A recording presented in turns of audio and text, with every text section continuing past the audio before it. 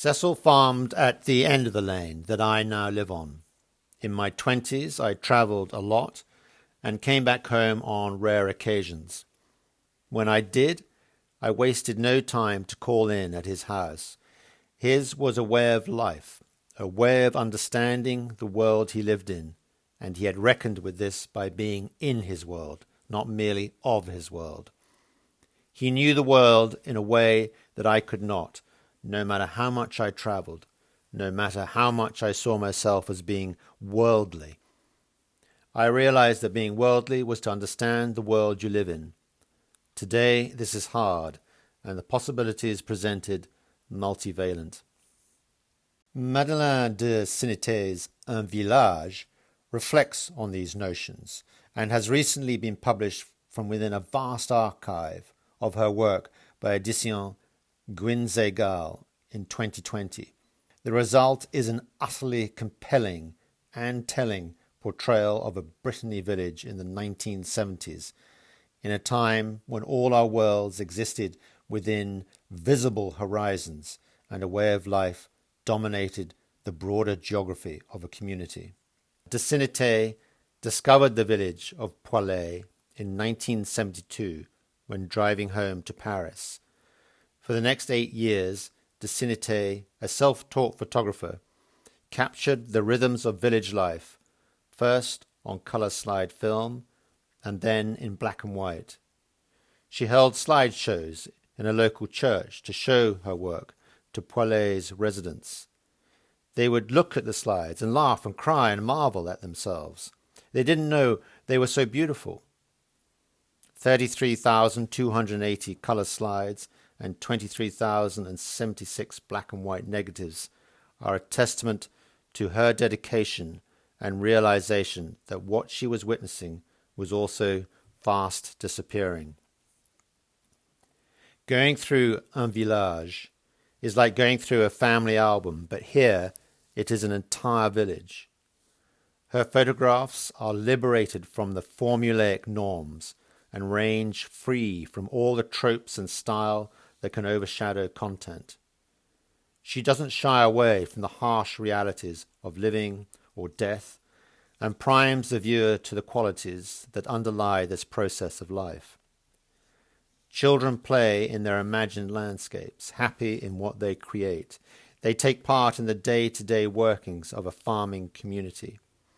Entertainment is makeshift and cyclical, shadowing the character of the seasons.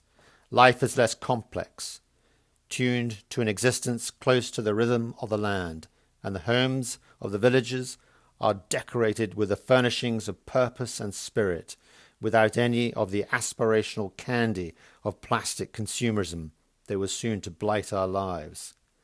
In short, it is a world away from the world we live today, and the 45 years that span this bridge of time can pass judgment as to how we live our lives going forward.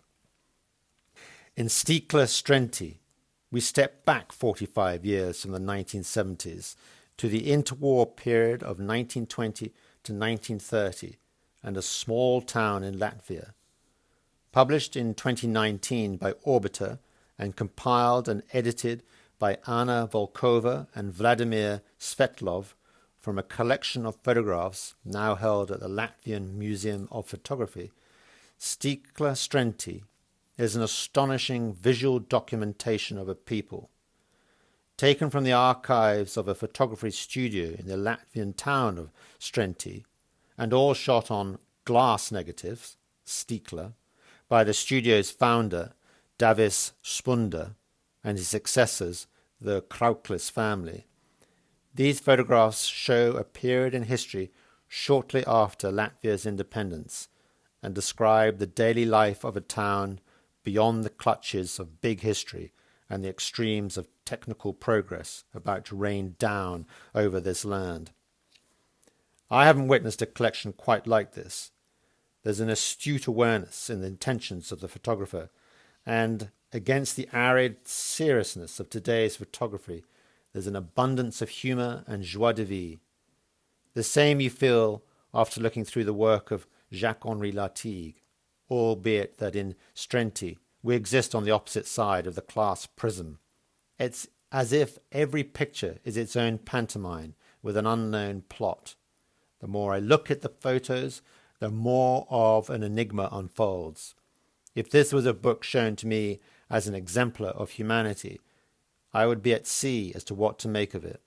Everywhere seems strange and unconnected, a film within a film, participant and spectator in a series of events that never add up.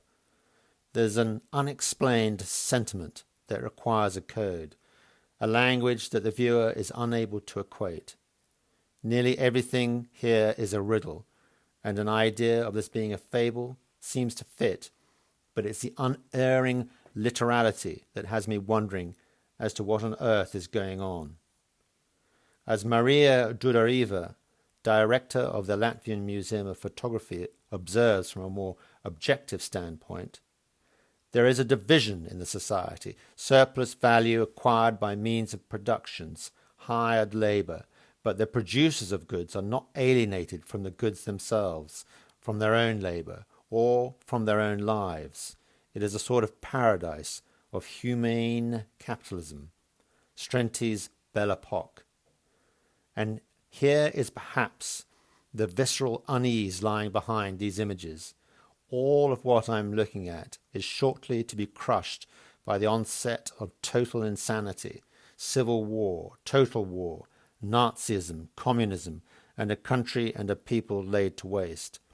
It brings to mind Elem Klimov's Come and See, Wojciech Smarkowski's Volhynia, Václav Mahul's The Painted Bird. Humanity turning in on itself.